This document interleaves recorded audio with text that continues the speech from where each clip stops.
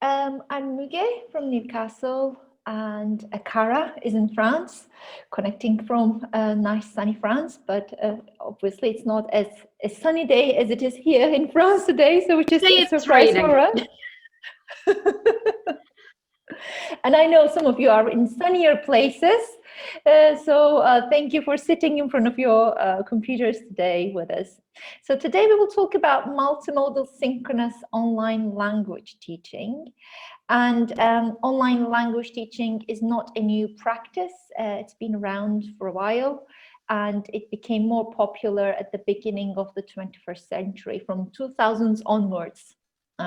So to speak, with better and wider access to the internet and more solid video and audio connections. And today it's growing in a way exponentially since our forced migration to online education, unfortunately, due to COVID. I'll say unfortunately, because obviously it's not for everyone, and you must have felt some of the affordances of being able to teach online, but also the challenges that comes with it. So we hope you will be able to relate to the data that we'll talk about today. The data was collected in 2018, and the platform for online teaching is Skype, and at the time the teachers were not using Zoom yet.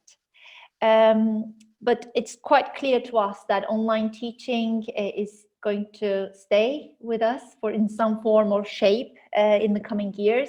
I'm guessing, and maybe Ciara will probably agree with this, that even when we move back to our nice physical classrooms, there might be either a blend of some online activity, or for some students who won't be able to join in some of the times, or for some of the activities, we might still see more of online language teaching or synchronous online teaching even after COVID.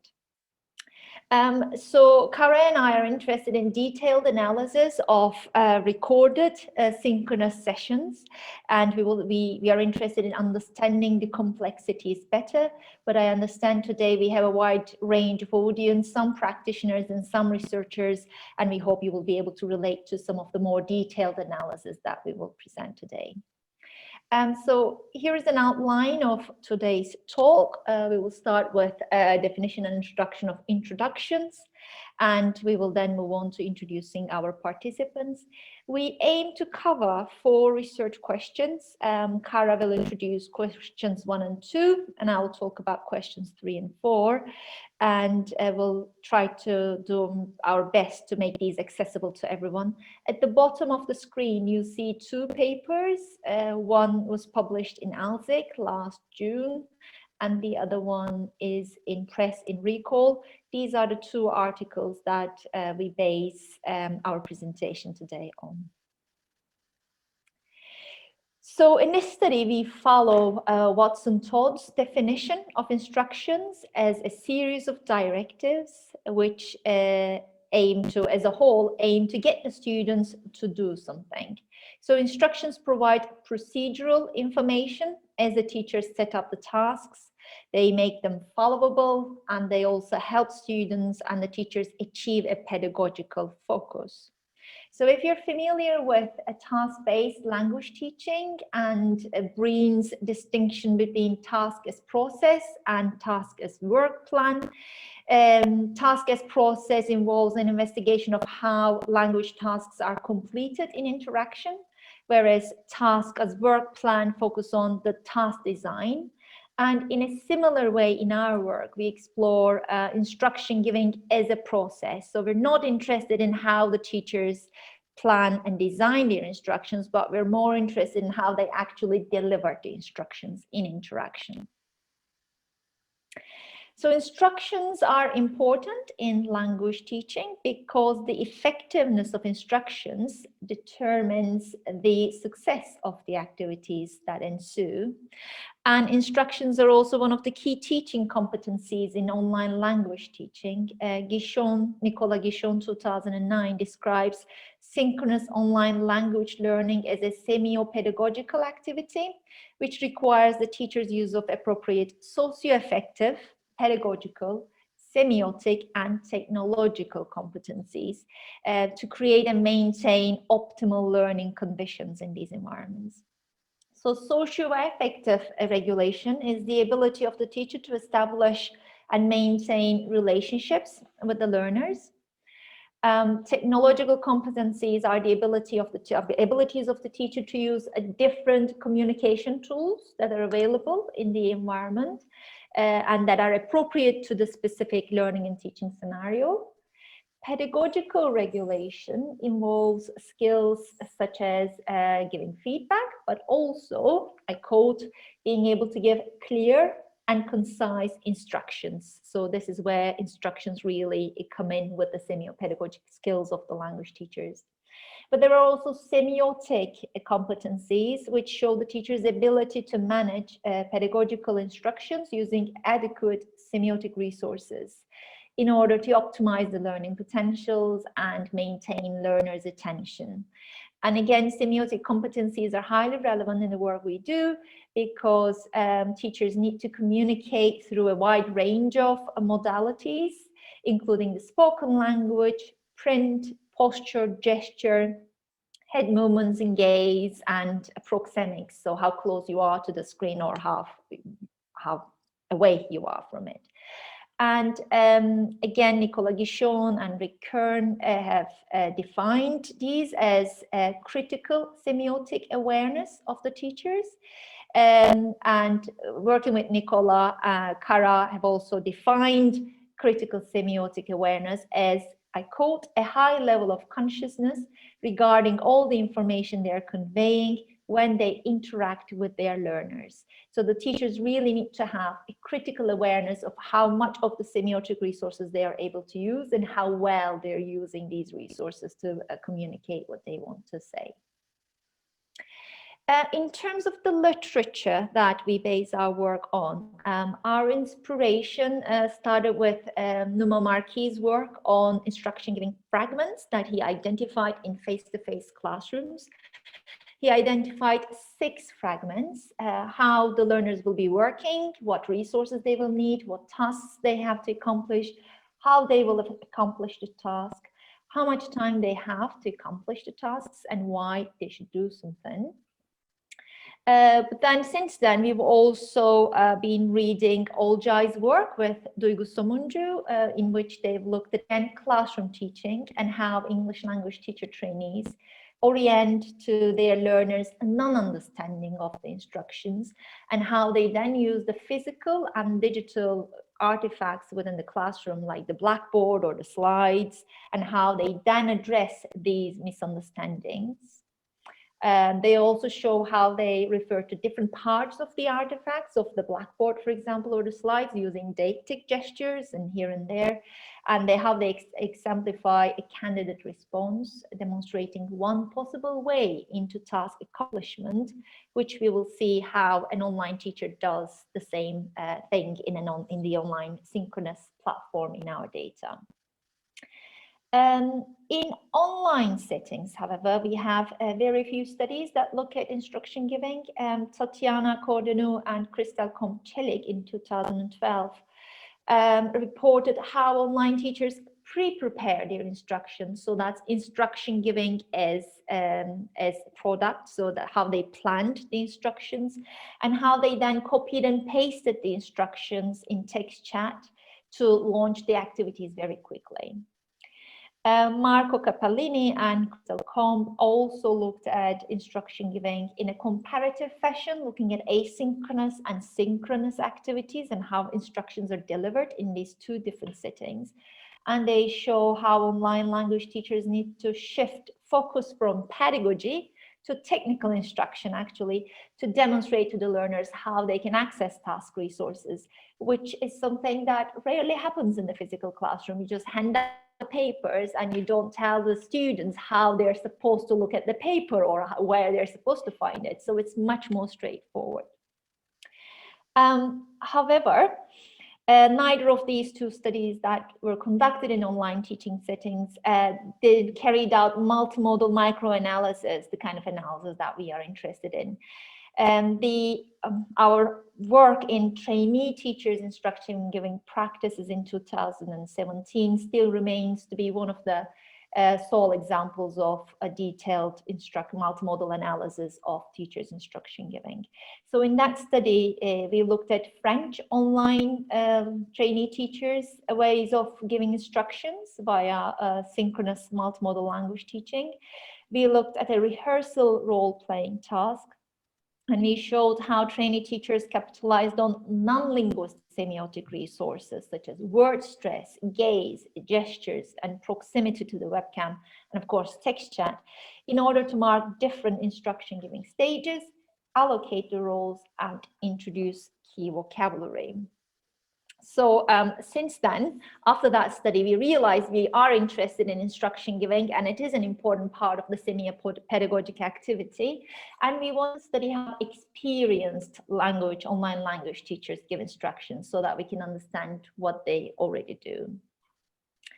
So, as I said, we have 4 research questions, and here they are on the screen. I'm not going to read them out loud, but I'm just going to mention that they do involve specific terminology from the multimodal interaction analysis that we're carrying out. This is slightly different from conversation analysis, which you might be more familiar with. So don't worry if those highlighted words don't make sense to you now. As we go through the analysis, we'll explain different terminology as and when they're needed, so that hopefully will make a bit more sense. So Ciara will talk about the site of engagement and the higher level actions we have identified as instruction giving higher level actions. And then I'll take you through 2 other recordings focusing on the print mode and model configuration and density. So I will hand over to Ciara now. So today's work is based on a study with 3 experienced teachers, Craig, Karen, and Sarah. We recruited the teachers from 2 different online teaching platforms. One was the very popular italki platform, which some of you may know, and the second platform no longer exists, unfortunately, and was called precludes. In recruiting the teachers, what we looked at was that we wanted them to have online teaching experience. So all 3 had at least 2 years online teaching experience. They'd all taught online using Skype. And as you can see, they all had some kind of English as a foreign language certification, teaching certification, and had previous face-to-face teaching experience. Now on the italki platform, teachers get rated with stars. It was interesting for us to notice that Craig had been rated by his students with 5 stars out of 5, as had Karen. Sarah, who was recruited from the other platform, this platform didn't offer that teacher rating process. And if you look, they've been teaching online since 2016, 2013, and 2007. Our data is from 2018. And particularly for Karen, the number of online lessons that she'd given, 4,638, was pretty impressive. So what's important is that they all had previous teaching certification. They'd previously taught face-to-face, and all of them were teaching online for at least 2 years and using Skype as the platform for synchronous communication with their students. So if we move on to look at the context for our study, we asked all 3 teachers to complete 3 one-hour lessons with students. The students that we recruited were volunteer students from a Turkish higher education institution. They were all studying a foundation level English course at this Turkish university. They had a B1 to B2 European framework level of English. And their motivation for partaking in our study was quite simply the fact that in their face-to-face teaching context, learning context, they didn't have many opportunities to practice speaking skills. So they saw this opportunity outside of their regular formal classes as an opportunity to interact and practice speaking skills. So the 3 lessons that they completed with the teacher were outside of their institutional settings. And of course, they weren't graded in any way. So each teacher was paired with 2 of the Turkish English language learners. The group composition was simply done depending on learners' availability. So we didn't pair the students depending on sex or age or language level. It really had to do with when they were free in their timetables to partake in the online lessons. And as researchers, we collected what is called a semi-controlled corpus. So we asked the teachers, first of all, in their first lesson, to do an introductory lesson that they would normally do with their regular students. And then in the second and the third lessons, we asked them to complete the same task with their learners that we designed as a task, and we gave to each of the teachers. This meant that we could, in our data analysis, control for variation in how the tasks were completed and the instructions that were given for the tasks, and also variation in terms of participant characteristics. So the data is recorded using screen recording. And as I said before, the platform is Skype. Today, we're going to be looking at the second lesson that the learners completed with their teacher. The second lesson was based on what is called a convergent task. So this is where students have different information and the teacher or the task is designed so that they reach some kind of collaborative consensus where they have to collectively make a decision or come to a single outcome. The task was divided into two micro tasks, an information exchange task and then a collaborative writing task. And the task scenario was as follows. You can see on the right-hand side of the screen an example resource sheet that was given for the task to student A. So student A and student B had different information. They were asked to imagine that they worked together as colleagues in a department in which their department secretary was leaving her job. The department colleagues had decided to buy the secretary a present, a leaving present, which was going to be a spa day pass for 2 people. And each learner had different information about the spa day pass. So information from 2 different websites with 2 different package deals. So in the information exchange task, where the students had different information, they were asked to compare their websites' package deals and decide which was the best value, which package deal for this spa should they buy. In the second task, they were asked to collectively write an email to the other colleagues to tell them which gift package they'd chosen, and also to ask them for a financial contribution towards the secretary's leaving gift. So this was a collaborative email writing task, micro task. In terms of what we gave the teachers the information gap task worksheets or resource sheets, like you can see on the screen. But we didn't give them any additional instructions about how they were to manage or organize or explain the task to their learners. So from the data, we took screen recordings. Müge can go on to the next slide, thanks. We took screen recordings of the synchronous online language sessions. The screen recordings were imported into multimodal software for transcription and analysis called Elan. Quite simply, in Elan, we transcribed the verbal interactions, so what was happening in the audio between the teacher and the 2 learners. Then we used an annotation line to describe what are termed as higher level actions, which we'll go into in a little bit.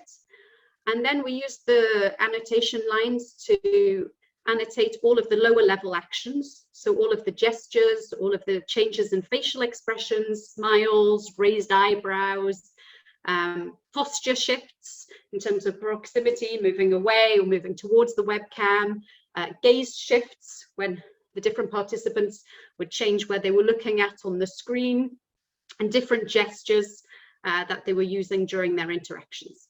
So here you can see an example of a transcription where you've got the first line is the verbal content, then the higher level actions are shown, and then the different blocks you can see is the multimodal annotation of the different semiotic features that are found in our data. So that's that in terms of methodology. If we move on to the first research question, we want to look at how does the site of engagement demonstrate any intersection of different social practices? And in order to understand this research question, we need to look at what is meant in terms of the terminology behind site of engagement, higher level actions, and lower level actions. So in Norris's perspective of multimodal interaction analysis, the site of engagement is considered as the real-time window, which is opened through the intersection of different social practices and mediational means that enable a mediated action to occur. And you'll see in our analysis, we've used a screenshot from one of the data videos to try to demonstrate this site of engagement, which is also a site of interaction, to try to understand what different social practices are happening, how are they intersecting, how does it come together to form a synchronous, online synchronous language lesson. Then we're going to look at what are termed by Norris as higher level actions. Higher level actions are chains of lower level actions with an opening and a closing. I'll explain this in a bit more detail. So lower level actions are considered as, for example, gestures, a facial expression, a smile, a nod, a change in gaze. So different semiotic modes and different features of the semiotic modes. And these combine together to make a higher level action. So if you imagine, for example, two friends who are having a conversation, during the conversation, there'll be verbal utterances. So these would be lower level actions. There might be changes in gaze. These would be lower level actions. There might be gestures, also lower level actions. The conversation, partaking in a conversation, would be the higher level action. And these lower level actions allow the higher level action to occur. And what's important to state is that higher level actions can occur within other higher level actions. So imagine, for example, you could be having a conversation within the higher level action of going shopping with a friend, but you could also be having a conversation within the higher level action of boarding an aeroplane, or a conversation within the higher level action of cooking dinner. So different higher level actions can be embedded within other higher level actions. So if we look at the first research question, what social practices are evident within the site of engagement? A screenshot will allow us to analyze these. First of all, what's obvious is that the social practice of partaking in a research project. It might not be obvious to you, but the photo A is a photo of Müge's avatar, because she was also connected to the Skype platforms during the lessons in order to be able to record the data. And if you look at where letter B is in the toolbar, you can see the icon for the screencast recording software that Müge, as a researcher, is using to record the online lesson. So we have the social practice of partaking in a research project. We can see there are 5 participants. There are the 2 researchers, one of whom is shown Müge through her avatar. We've got the 2 learner participants, and then at the bottom we have Craig, the teacher participant. It's also obvious that they're partaking in an online lesson. If you look on the left-hand side, it says online lessons with Craig, which is what he's named the online space. So we can see that there's learning elements in this social practice. On the right-hand side in the text chat, we can see that there have been resource sheets which have been sent using the text chat. We've also got a list of vocabulary, GBP, towels, gym, which is lexical feedback that the teachers provided to the learners in the text chat. So again, these are clues about a social practice of partaking in a language lesson. So when we look at the screenshot, what it allows us to see, if we move on to the next slide, is that there's an intersection between several high-level mediated actions. All of the participants are partaking in a research project. The teacher and learner participants are partaking in an online language lesson. We know that this is the second lesson from the screenshot because of the resources that have been shared. They're completing a convergent task, which was this information exchange activity. The task was divided into 2 high-level actions, the exchanging information microtask and the writing collaboratively microtask. And then for each microtask, we have the high-level action that's of interest today, which is giving and receiving the instructions, and then the time when the learners accomplish the task. So we can see that we've got several high-level actions that are all happening simultaneously, and then analyzing one screenshot allows us to see these different social practices and how they're merging and are synchronized with each other. If we go on to look at the data more closely, what we want to look at now is how in teachers' instructions as process, what higher level actions are used. So how do teachers deliver instructions as process? So to do this, to look at the high level actions that comprised instructions, we adopted grounded theory. I won't go into it too much, but basically we viewed all of our data and used open coding to write descriptions of what was happening during the instruction phases of the data. These descriptions allowed us to generate certain categories and to try to attribute properties to these categories, and the categories would later become higher level actions. We then grouped together similar actions, similar descriptions. We looked at the three data sets of the three teachers completing the lesson instructions with the two learners, until we reached what's called a point of saturation, where there were no more categories that were emerging in the data, and that every time there was something that we found within the instruction giving process, it related to one of the higher level actions that we'd already identified. So on the screen, you can see the high level actions that we identified through grounded theory in our data. 6, which are in beige, are the original fragments of instruction giving as defined in Marquis' work. 7 high-level actions and instructions were new to our study.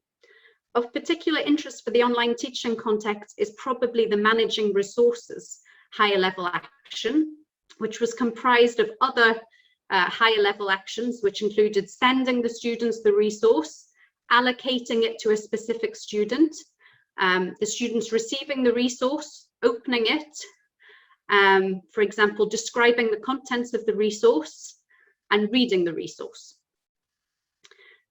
We also had in the instructions the high level action of formulating task stages.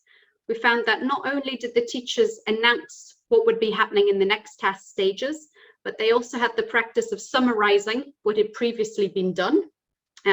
So they forward organized the subsequent task stages and summarized the previous steps. And in all 3 data sets, in their instructions, the teachers suggested to learners ways into the task. So when they were just before they launched the task, they would suggest to the learners either possible interaction patterns that they could put into place to start the task, or even potential answers to the task that were given as examples. And that allowed them then to go into launching the task and getting the learners on task, and then it was over to actual task accomplishment. So what we'd like to do now, these are the different high-level actions that we found comprised instructions. We'd like to look at 3 specific higher-level actions and look at the different lower-level actions that the teachers are using to comprise or to make up these higher-level actions. So we're going to look at the case of Karen, who was the second teacher in our data set. And we're going to look at the high-level actions of key task information. So key task information is emphasizing to the students that they don't have the same task information, that they have different gift ideas from 2 different websites, and that they need to compare these ideas. And we're also going to look at how the teacher gets the students to proceed into the task just before she launches the task. And in particular, as you watch the video, look for the different gestures that Karen's using, her use of gaze, which might not be that evident and obvious in the video, and her use of proximity. So the teacher, Karen, is the participant who's in the lower part of the screen. So student A is different to student B. You have different information. You've looked it up on different. So why don't you explain what you have on your piece of paper, and then you can say, yes, I have the same, or no, I have something different. Yes, I answer. Okay, off you go. Perhaps we can play it just a second time. So student A is different to student B. You have different information. You've looked it up on different. So why don't you explain what you have on your piece of paper, and then you can say yes, I have the same, or no, I have something different. Yes, I answered. Okay, off you go. So what's interesting in this video is, first of all, in the verbal mode, the teacher starts the higher level action of communicating key task information with the use of the word so. And this is something that we saw repeatedly used by the different teachers to signal that they were entering into a new higher level action. We then see that she uses language, gestures, posture shifts, all operated at a higher level action. In terms of communicating key task information, in the verbal mode, she emphasizes different. She uses the word different 3 times. You've got different information. You've looked it up on different. So we can see that here she's placing emphasis on the fact that they don't have the same resource sheets. You can see in the transcription in line 1 that she uses her palms in an iconic gesture to represent the 2 different students, and that this iconic gesture in line 2 becomes dynamic. She moves her hands in and out, backwards and forwards. And we can see that this iconic gesture, which is a lower level action, is really helping make the students aware of the key information, that the learners have different information. So it's drawing a focal point in terms of the learner's awareness and attention towards this different information. If we move on, in line 4, she communicates the idea that they have different information by using vocatives. So she uses the learner's names. She emphasizes that Gonke, and then in line 5, Erol. So using the students' names helps her to manage the interaction. In figure 6 and figure 7, figure 6, we can see that there's a diactic gesture, so a pointing gesture, and a posture shift where she changes her body position towards the learner Gonsa. Not quite sure how we pronounce that in Turkish. So her gesture has moved from being in figure 5 being central to being directed to where she sees the learner's webcam image on her own screen. And again, she shifts her posture to direct it towards the female learner, or the female learner's avatar image on her screen. And then in figure 7, she uses a iconic gesture to represent a piece of paper, to explaining, why don't you explain what's on your piece of paper? And this is really interesting to us because, of course, the piece of paper that she's explaining iconically within the gesture is a physical piece of paper, whereas what the learners have been sent is an electronic Google document, a resource sheet. So actually the iconic gesture in the semiotic mode of gesture doesn't really link up with what's happening online in the online classroom. We can see then again in line 5 that when she addresses the male learner, again, there's a posture shift. She moves her body towards the avatar image of the male learner, and her gestures again are directed towards that area of her webcams of her screen. And again, we can see that she uses the idea of different information, where she uses her different hands, left hand, right hand, within her gestures to communicate this idea of different task information. In terms of, if we move on to the next one, in terms of launching the task, she checks students' understanding through an emblem gesture with a thumbs up sign. And then we see that she withdraws herself from the interactional floor. So there's a change in posture. You can only slightly see it. It's much more obvious when we're analyzing the data in Elan. But she withdraws herself from the interactional space by placing her body in a more backwards position in order to launch the task and hand it over to learners and allow them to come in to the interactional space.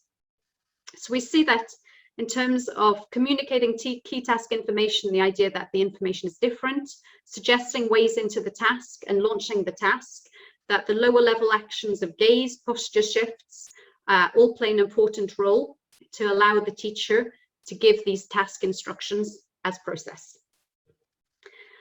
We'll look at a second teacher, Craig, for the same high level actions. And we can see that in Craig's interactions, he uses facial expressions, gaze shifts, the print mode, and hand gestures. So although he completes the same high level actions, the lower level actions that he uses to complete these are slightly different.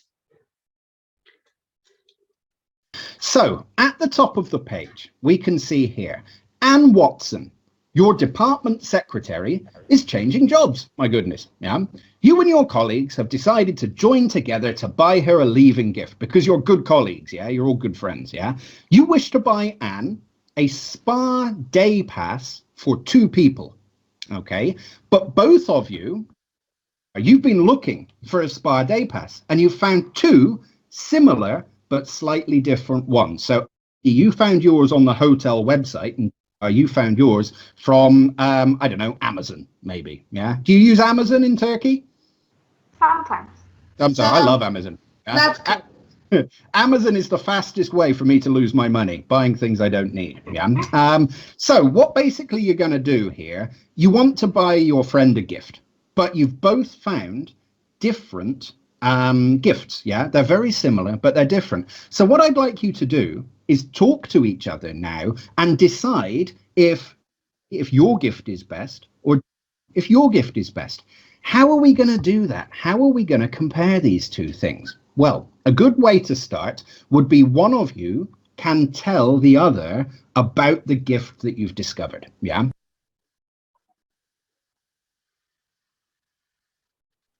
So here in the second example, if we look at the transcription,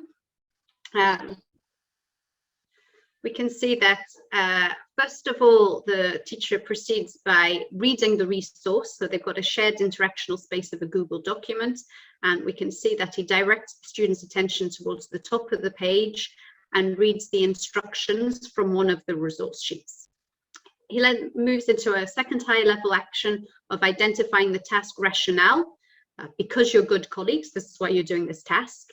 And he states the task outcome. You wish to buy Anne a spa day pass for 2 people. Okay.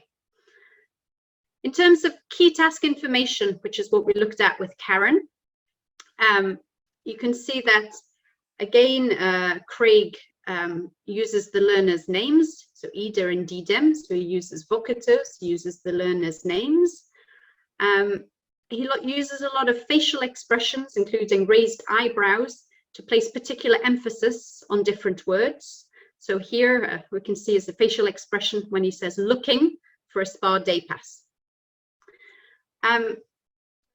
Then we can see that in the spoken mode, he uses key adjectives. They have similar but different information. He uses the students' names, as I said before, and changes in intonation. You've got similar but slightly. Here he uses changes in intonation. And his changes in intonation to accompany this key task information that they have similar but different information are accompanied by facial expressions in the visual mode. And we can see that he's very animated, he's very expressive, and particularly his eyebrows move up and down when he wants to highlight particular words. If we move on to the next slide, we can see that in terms of socio-affective behavior, he adds some personal comments. So we've got some off-task talk about Amazon, about whether they use it in Turkey, about his take on Amazon. And then in line 17 at the bottom here, we've got the higher level action of suggesting a way into the task. So he says, well, a good way to start would be one of you tell the other about the gift you've discovered. So here he's suggesting interaction patterns for the learners and also potential answers. We can see that in the spoken language, the stressed intonation, but he also uses an iconic gesture, tell the other, so a moving iconic gesture to emphasize that they need to interact with each other. And then lastly, if we want to look at this research question of how the different higher level actions were transcribed and produced through lower level actions. What we found in the 3 teachers is that depending on their framing category, so depending on whether they had the head and their torso available in the webcam shot, which was the case for Karen, or in Craig's, in our data, you saw that he had a much more head and shoulders shot. He was much closer to the webcam, so there was less gesture space. So the framing category really affects the predominant multimodal elements. So in Karen's data, we saw that she uses spoken language, but she's got the space to show hand gestures. We can see posture shifts, proximity shifts within her data. Whereas Craig, because he's got a head and shoulders shot, there's much more emphasis on the spoken language through intonation, but also on his facial expressions, particularly his eyebrows. And although there are uses of gestures, the gestures aren't as clear cut. Some of the gesture spaces off the webcam screen. So what we found in terms of instruction giving is that the framing category really has an impact on what lower level actions are being used and how those lower level actions comprise the different categories, the different high level actions within the instructions.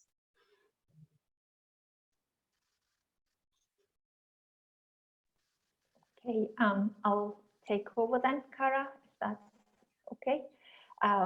I hope you're still following us with the different terminology that is there. With the research questions 3 and 4, we're going to go into a bit more detail of the multimodal interaction analysis. And we do apologize that I've just realized we haven't actually added Sigrid Norris's references. Do we have them in the slides, Ciara? I wasn't able to find them. So we can send them to you where Sigrid Norris explains a multimodal interaction analysis.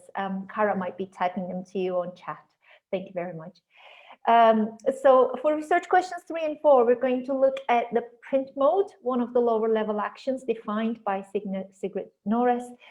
This actually comes into play specifically when with the higher level action of managing resources, how you actually send the references, send the resource sheets to the learners or use TextShed. So according to Sigrid Norris, the communicative mode of print is a visual mode that refers to written text, including the language, the medium, the typography, and the content and the images in printed media. So Sigrid Norris's idea of print mode is actually physical printed written materials. The way we adapted in our study is that the print mode for us is e-print, it's electronic print. And the print mode can be disembodied or embodied.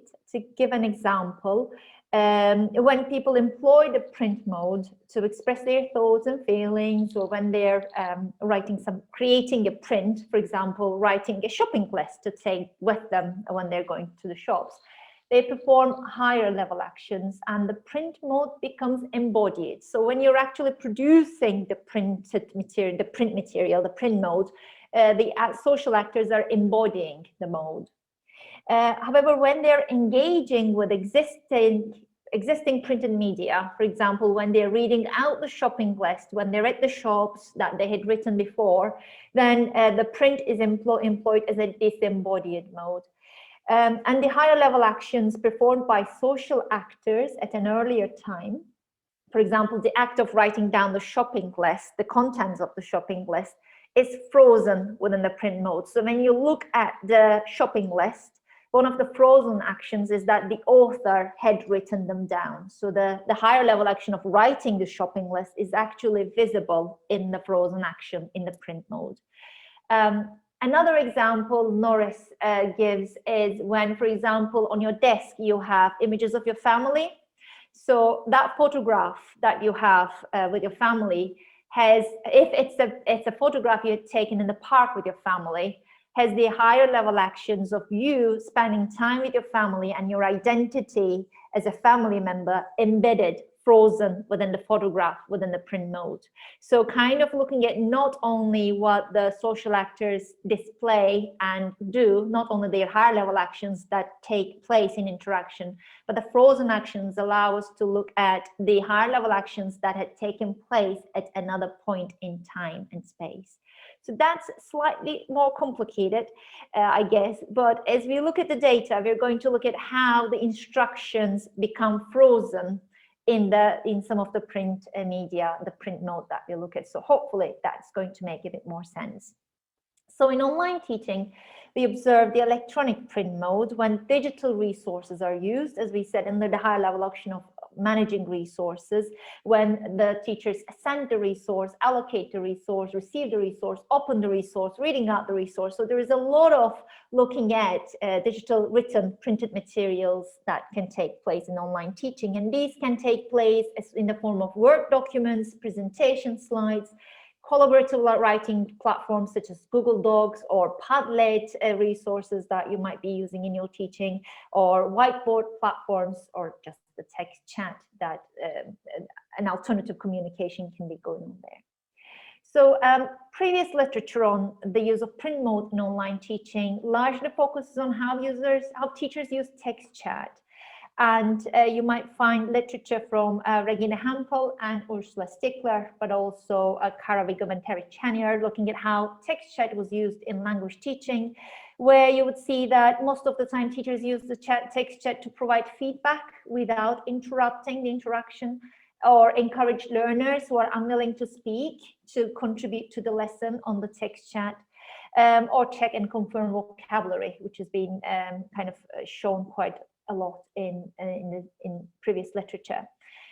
Olga Kozar also found that learners pay more attention to the contents of the text chat when they are presented bimodally, so when the teacher types something in the text chat but also verbalizes what is in the text chat.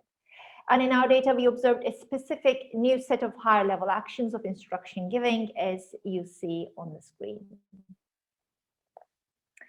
So we have two extracts from Craig in how he uses the print mode. And the first one is the one where he allocates different task information to different learners. So I will play this video once. So exactly. So what I'm going to do is I'm going to send you some information now. This one is for you. Okay. This one's for, so don't look at this one. Yeah. Whatever you do, don't look at this one. Yeah. You click on that one. Click on this one. Yeah. What we've got here is a scenario. Yeah. Let me know when you can see it, and we'll read the context. We'll read the information together. Okay. So can you both see what I've just sent you? Yes. It takes a moment to load in Google Documents. Yeah. Okay. Here we go then. So exactly. So what I hope you have been able to see is the messy screen of the teacher. That was the teacher recording the lesson. So in face-to-face classrooms, you will just give your papers to one of your students and say, distribute them on, and the papers go through. But when you're doing things online, obviously you've got lots of screens and it can become a bit messy. So in the transcripts, obviously for sake of brevity, and I'm aware of time now as well, I will highlight most relevant data and try not to go into too much of the terminology, but let's see how it goes. You can find the more detailed explanation and interpretation of this data in the forthcoming publication in Recall. So hopefully that will help you follow the analysis as well. So here in line 1, we see Craig announcing the next task stage in the spoken language mode, and with emphasis on the word send. I'm gonna send you, and his gaze is now beginning to be directed towards the bottom of his screen, where you see that kind of pop up the electronic resource. So he's looking at the browser icon. And he also uses an iconic gesture. I'm going to send you, with raised eyebrows as the beat gesture, just like what Ciara has explained. He's very animated in his classes. And as Craig tells the learners that he will send them some information, his gaze shifts towards the web browser. That is the print mode for us. And in line 2, Craig begins to engage with 2 higher level actions, sending the resource and allocating the resource to specific learners.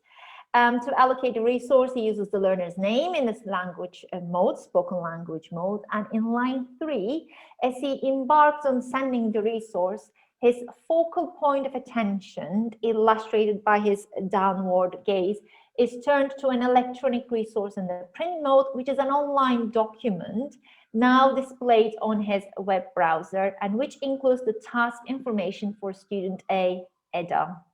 So to send the resource, Craig first embodies the print mode as he highlights the URL in the resource sheet, which he had prepared before the lesson. We hadn't given him the URL, he prepared this before the lesson started. Then in line 4, again with a downward gaze, we see that he's moving into the next instruction giving fragment, confirming access to the correct resource while sending the resource. And in line 5, he continues to embody the print mode while he pastes the URL he had previously copied from the resource sheet, this time into text chat so that he can send it off to the learners. And in lines 5 and 6, Craig reinforces allocation of the resource to one learner, Edda, by stating that the other learner, Didam, should not look at it. And in line 7, we see Didam closing her eyes and moving her head away, kind of confirming the success of this instruction, that she actually physically doesn't want to look at the link and not just click on it. In lines 8 to 12, Craig begins the high-level action of sending the resource for the second learner, Didam, and this requires a similar set of lower-level actions by embodying and disembodying the print mode, copying and pasting into text chat. And in lines 13 and 15, he demonstrates his critical semiotic awareness as he engages with the higher level actions of confirming access to the resource, which becomes an essential pedagogical move in online language teaching, to confirm that the learners can see the resource. And he also announces its awareness of what we call a potential semiotic lag. So in this study, semiotic lag concerns a time delay or lag between the actions of one social actor and its reception by another, whereby it no longer forms a modal aggregate due to delays in online transmission or technical issues. We guess that you might have already experienced a lot of this. When you say something and the learners don't hear it, they hear it 3 seconds later, and that causes an overlap in interaction. We also define something we call semiotic misalignment, which also causes a bit of overlap and interactional problems in online language teaching and learning, because there can be a difference in the semiotic meaning-making resources, which can distort the shared interactional space. So when you're in the classroom, you share the same space, everything you say gets heard almost automatically in normal circumstances. However, in online teaching, there could be a difference in how each social actor views the interactional space. So this could be due to operating system or device differences. What you see on Zoom on your laptop isn't the same as what you see on your iPad or on your phone, or in terms of operating the system differences between Windows and Mac machines. Or it could be a difference in access to resources. Obviously, when you're teaching physically, you might have different resources on your teacher's desk as well, but in online circumstances, you have more windows, you have more screens, you have more resources that you need to manage, and the learners don't necessarily have access to everything you have. Or sometimes your learners have access to different resources that you don't have, such as Google Translate or other dictionaries that they can have help from, hopefully related to your lesson, and not online gaming or chat with their friends on social media. But that also happens, I suppose. So we're going to now look at another extract. It's another minute. This time our covering of the learners' names and faces are a bit more crude. Apologies for that, but we still hope that you should be able to focus on the teacher's actions. So what we've decided then, I think, is we're going to go for the cheapest one. Yeah, this is the £22 course. Okay. Now, it's unfair if you guys are buying this yourself for Anne. Yeah, it's unfair if you two have to pay, but none of your colleagues have to pay. Okay, so what you want to do is write an email to your colleagues, yeah, and explain to them why you're buying this and ask them to contribute to the price. Okay, so we're going to write an email to our colleagues and we're going to do it together. Yeah. So here is, I'm going to send you a link to it. Yeah. Here we go. I've got the thing here all ready to go, and all you've got to do is click on it and you'll see the page. Okay, it's just a blank page. It's in Google Documents. I'm sure you've worked with Google Documents before, and this just gives us the opportunity to work together on this thing. Now, before we get started, let's if I can find my window, let's have a bit of a discussion about what we have to do. Okay, we have decided that we will buy a spa package, yeah, for Anne. That wasn't Anne. For Anne to say goodbye. Okay, yeah. Write an email, yeah, to your colleagues, explaining your choice. Okay, and asking for them to contribute. This means to pay a little bit to the cost. Okay, so this was the second micro task where Craig is giving instructions for the collaborative writing, and this time he hadn't prepared the URL beforehand. You see him creating the URL by clicking on the share button and moving back and forth and getting lost in his windows as well. He actually verbalizes and says, if I can find my window. So this kind of shows the complexity of managing different resources a bit more. In this extract, he begins by summarizing the decision made by the learners, and he types the price of the decision in text chat, which becomes key information for the completion. And this summarizing previous task stage becomes a frozen action in text chat. So the decision is now available in the text chat to the learners throughout the writing activity. And the fact that they have made that decision, that higher level option of making a decision, becomes frozen in text chat. In line 2, Craig then proceeds to verbally communicate the instructions, contextualizing the task, stating the task outcome, giving key task information, how the learners will be working before initiating the higher level action of sending the resource. And to do that, we see his gaze moving towards the browser icon again at the bottom of his screen, and he embodies the resource in the print mode again. Then in lines 4 to 6, he opens the share menu in the resources to share the URL. He copies the URL, pastes it in text chat, sends the URL, and as the URL becomes visible to the learners, it becomes disembodied again. So during this time, Craig's utterances again show his critical semiotic awareness regarding semiotic misalignment and semiotic lag. In line 4, he says, here we go. And he states that I've got the thing here all ready to go, demonstrating that he's accessing a resource that he has access to in his own interactional space, but the learners do not have access to it yet. So there is semiotic misalignment between the teacher and the learners in this instance. And similarly in line 5, he uses the future tense. The future tense, he says, all you've got to do is to click on it and you will see the page, showing us his awareness that there is semiotic lag, that it takes a while for whatever you send in a text chat becomes visible to the learners at a later point in time. He then in line 6 describes the content of the resource, and the resource in the print mode becomes an integral part of the pedagogical interaction. He also, the description of the content also allows the learners to check that they have accessed the correct resource and ensures coordinated action. So after announcing the next task stage and summarizing the previous stage, in line 10, Craig states the task outcome and gives key task information. And throughout his utterance, he types the instructions in the online document, and thus he creates a record of the instructions on top of the collaborative document that they're going to write. and thereby he creates frozen actions of this instruction giving sequence. So the higher level action of giving instructions become frozen in the print mode, in the collaborative document, and the learners can refer back to this frozen action whenever they can during task completion. Okay, finally, we will look at 2 lines from each of these extras to talk about model configuration and model density. So briefly, we've got one reference from Sigrid Norris on this one, finally, on this slide. So model configuration shows us the hierarchical organization of lower level actions, that is the complexity of modes that are in place.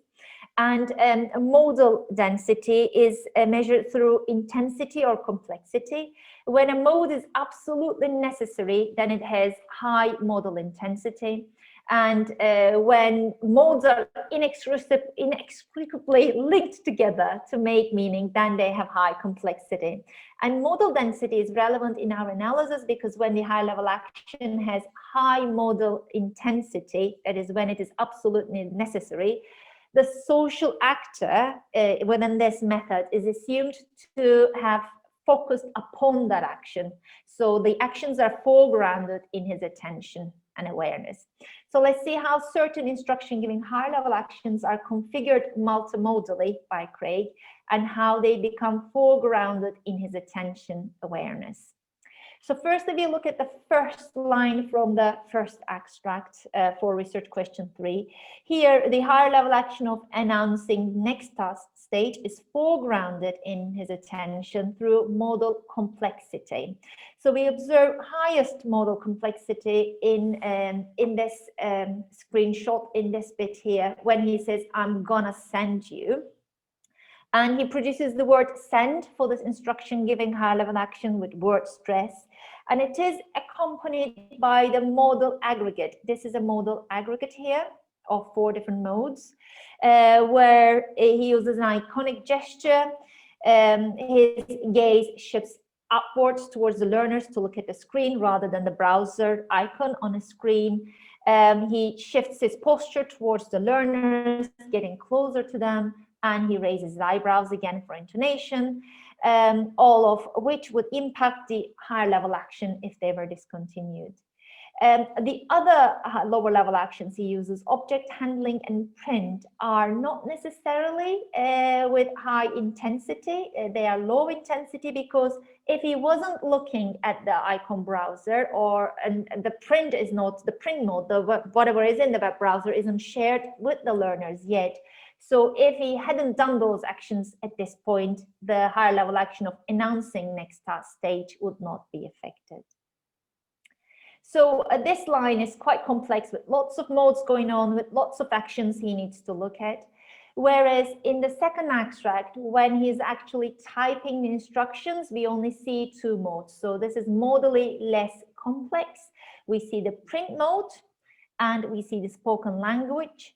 As he is summarizing previous task stage, stating the task outcome, and typing the instructions basically. And the instructions involve repetitions, but also vocabulary explanations when he explains what contribute means. So presenting instructions bimodally, by typing and through his spoken language, all participants' attention is centered on the instructions, creating a joint focal point of attention.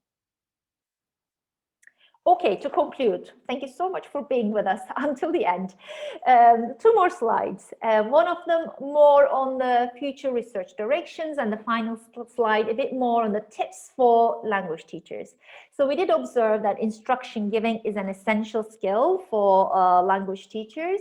It involves distinct higher level actions which were not observed in present and person teaching in previous literature. And it does require an orchestration of a number of lower level actions, including gaze, gestures, posture, spoken language, print modes, all happening on the screen. So they are not as natural as using your body. You have to use a mouse, or you have to type, you have to use your fingers to know, and you have to watch yourself constantly to see how much you're projecting yourself. We showed that the site of engagement in online lessons is different from that in present in-person teaching, with particular complexity in managing electronic resources, and teachers need to manage this complexity as part of their semiopedagogic activity, referring back to Nicola Guichon's definition, to be able to effectively harness all the available resources. The print mode may involve collaborative online documents and text chat, and successful resource management could assist teachers in creating frozen actions that are instruction giving, higher level actions that are embedded in the print mode and gets frozen so that the learners can refer back to them throughout task completion. And bimodal presentation of the instructions can optimize learning. We observed lots of variety in teachers' practices, with Karen being more short and succinct, with Craig including humor and laughter and, oh, I like Amazon, do you use Amazon, in between the instruction giving. So he does interrupt instructions in that sense to accomplish other actions. And in terms of future research, we're now investigating variety in different tasks. What happens to the instructions when the teacher only has one learner or when the teacher repeats the task. Okay, finally, some practical tips. Although we would want to say that it's not always possible to generalize, and we need to be careful of what the successful outcome we expect, what that outcome is of the instructions, whether it is more engagement with the learners or whether it's very clear instructions to guide the pedagogy. But we have 10 tips for teachers. So create online versions of the materials prior to the lesson. It will help you manage the resources a bit better. You'll have less to do. And in the same way, it would be useful to compile the materials in a single folder or repository, and use clear and simple file names to be able to know which document to send to which learner.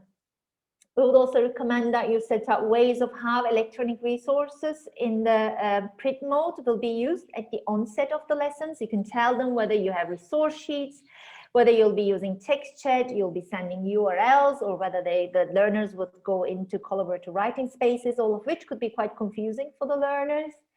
And it would be useful to share information about how different materials will be delivered and where they can be found, whether they will appear in the text chat and disappear once you leave the Zoom environment, or whether you will actually make the resources available in another environment like Blackboard or Canvas or Moodle.